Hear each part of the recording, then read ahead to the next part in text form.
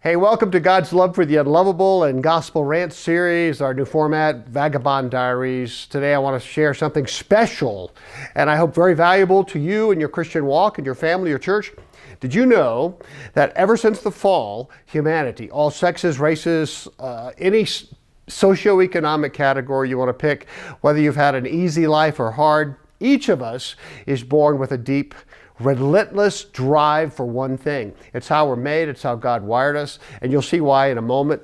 And unless and until that is satisfied every day, we're just going to subconsciously keep looking for it and feel dissatisfied, feel emptied somehow, and more than likely try to get the itch scratched by other counterfeits, right? Like addiction, relationships, jobs, careers, whatever, right? Curious?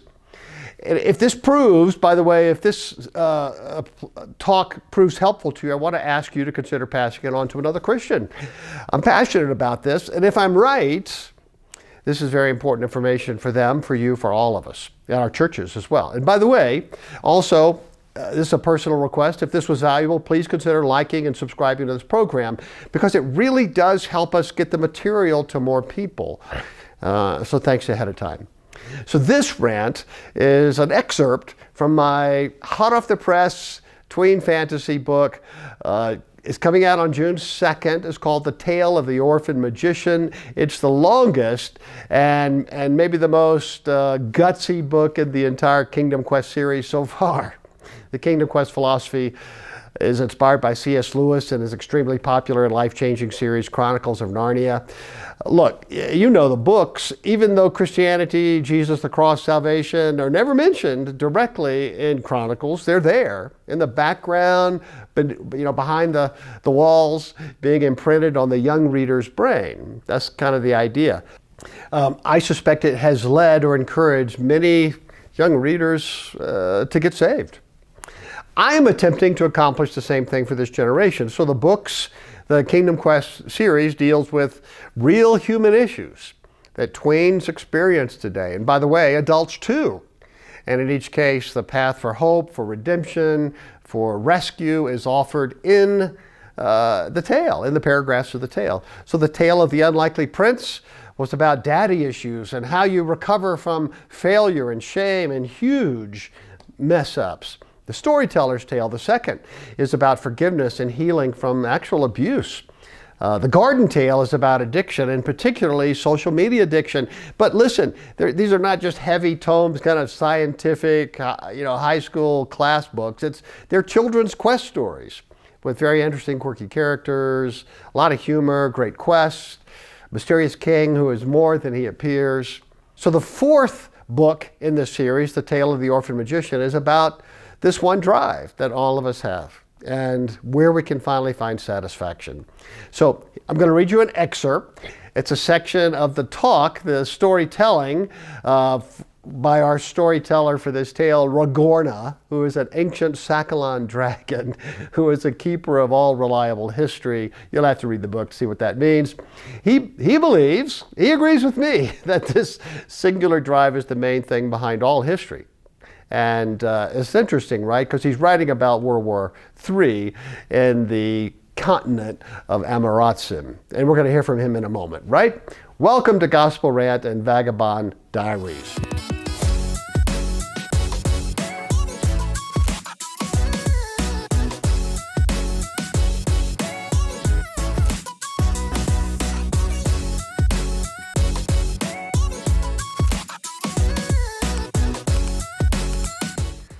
Here we go. Ragorna, the Sakalan dragon, and an excerpt from The Tale of the Orphan Magician.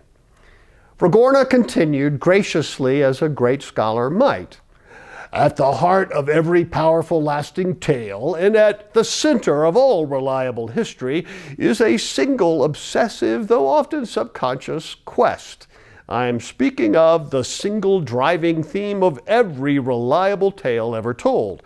One of our esteemed Sakalan elders rightly referred to it as a search for father.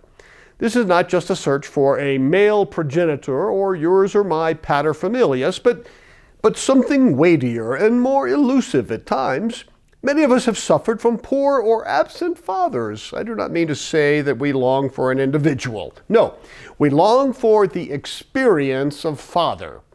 The tale of the Orphan Magician is such a tale, and it illustrates that phenomenon quite well.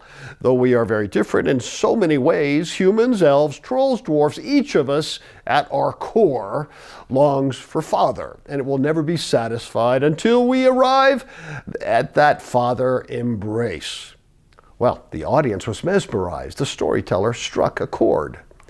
Primarily, I suppose myself to be a historian, less a storyteller, but the great king has graciously requested that I take the reins, so to speak, to tell this tale. I will attempt to do my best. Though I am humbled and frankly intimidated to be on this historic grand stage, I understand I am sitting near where one of the greatest storytellers of all time, Berenice, first shared the tale of the unlikely prince to an audience much like the one here tonight. It remains a favorite in my country.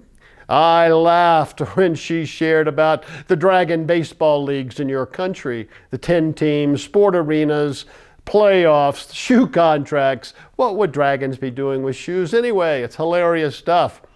As a young dragon, I was known to be a pretty good pitcher. I even dreamed of playing for the Red Scales, but alas, baseball is far more suited for my trimmer and faster dragon cousins here in Garden City. We Sakalan dragons are far more qualified for spiritual and scholarly pursuits. The great king established the Sakalan dragons to protect the reliable history, ensuring that the stories of our past are not lost to time. But believe me, we have picked up a few tips here and there from your great storytellers. At the young age of 300, I was sent to the northern mountain kingdom of Drukal to be mentored by the aged Sakalan dragon Erithron. It has been an experience beyond my wildest dreams. I am not bragging, not much, he grinned. It was a great honor, and I was the youngest apprentice for the Sakalan dragons ever at that time. The dragon paused, moving his massive head and bright yellow eyes to take in the entire audience. He engaged the eyes of each human, dwarf, elf, eagle, and even the other small dragons who were able to enter the vast double doors of the auditorium, all who had gathered for this extraordinary event. You may notice, Ragorna continued, I will not use any notes or books bound in a carved leather binding. Dragon memories are remarkable. As I said, reliable history maintains that all creatures subconsciously long for one thing. It's common to all our species and races. It's as true for humans as it is for dragons, elves, eagles, dwarves, and yes, even trolls. If we don't experience it regularly, we will end up fighting or drinking heavily. Since the Great Rebellion, each of us, individuals, tribes, and countries are emotionally and relationally orphans, longing for father. All creatures, male, female, or asexual, long to experience that worthiness in the eyes of other. He used air quotes with his talons. In a word, enoughness. Am I beautiful enough, handsome, attractive, desirable enough, worthy of honor and attention of those who are important to me? Simply, am I lovable enough?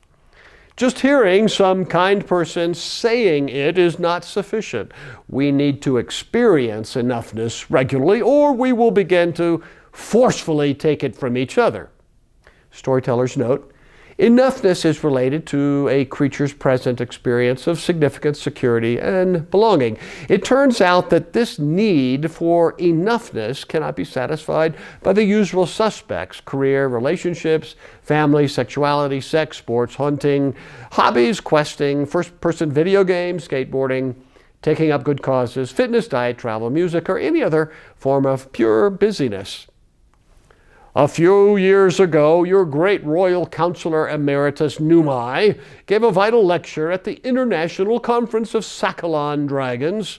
Storyteller's note, Numai has been the king's royal counselor for as long as anyone can remember. Presently, she is an elder statesman for the king's message for creatures of all kind, truly an evangel of good news. She now needs the help of a modest wooden cane.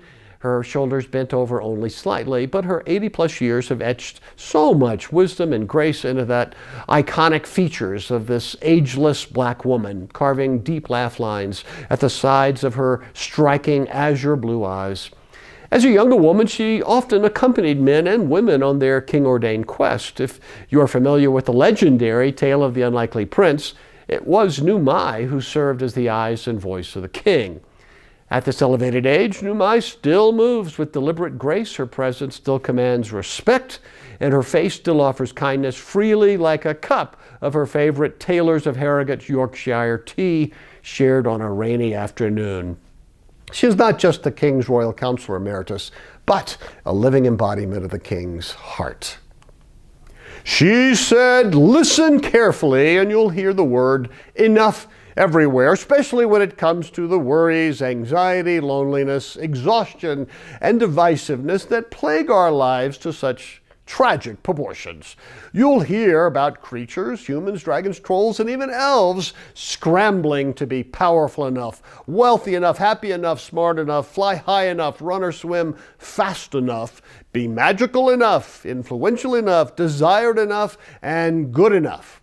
All of us, no matter what species, instinctively believe that were we to reach some benchmark in our minds, then we would finally be worthy enough, respected enough, appreciated enough, valued enough, and lovable enough. If we only did fill in the blank enough, we would be good enough. I couldn't say it better. So with that reliable history in the backdrop, please join me at the beginning, long before the Orphan Magician on that park bench, the Buzite War, the Trollian Wars, or even before the Great Rebellion. As a witness to those events, my perspective is unique. I was relatively young, only 200 years old, but we dragons are very observant and astute, even as toddlers. We could only watch as the whole thing unraveled here in Garden City. What do I mean? Well, before that moment, Garden City was an amazing paradise. All the various species thrived and enjoyed each other's company. There were no conflicts, wars, or even arguments for that matter. I know it's hard to imagine, but I was there. It is fully documented in our great library in Drukel. The dwarves needed no dwarven armor, axes, or shields. They got along with us dragons and even shared caves and tunnels deep within the mountains. That is a far cry from our contentious relationship today, as you will see in my tale tonight. Elves spoke kindly to non-elves, not needing to put on airs of superiority and live far away to remain pure, whatever that means. Humans got along too. There were tribes, of course, but no tribalism, no sexism, no racism, no creatureism, no isms at all to speak of. We all lived in harmony. What made Garden City then so different from today? Some say it was the abundance of creature comforts, security, a wide variety of fast food joints where everyone could have it their way, a wide variety of career paths, an excellent education for our little ones, and the absence of all of those weight loss commercials, no doctored up Brussels sprout recipes insinuating they could even be made palatable. Everyone knew what was in hot dogs and didn't care. There were no silly social media influencers and only one way to spell color. Don't get me wrong, those things aren't all bad, well, some of them, but based on my studies, they are not the one thing that matters. In those special days and months, all creatures were experiencing a true sense of father. To be clear, when I say that we all long for Father, I'm not speaking about a person or a creature. I'm speaking of a place, an embrace, a relationship where you can hear and experience the phrase, "You are my beloved child with whom I am so pleased." In that hug, you feel absolutely lovable to that person, and you can rest knowing whoever and whatever they are, they have your back. If something bad happens to you and you do something wrong, the Father can be your physical father, mother, friend, teacher, coach, spouse, king, or whatever you see in your mirror for that matter. We're wired in our deepest soul to need such a father experience over and over. This is particularly true since the Great Rebellion. The end. So, what do you think? I mean, was Ragorna the Sakhalin dragon right? I should tell you that for the last decade, I've actually been using this truth, this searching for Father, searching for enoughness, as core to my gospel presentation, whether from the pulpit or books or talks or one-on-one conversations. And I've come to believe that people subconsciously know this. And when you bring it up and talk about it and just shine light on it, something just bubbles up. Eventually that shifts the conversation from proofs and reason and apologetics to some deeper question that everyone is asking in their midbrain. And by the way, social media has just made this worse.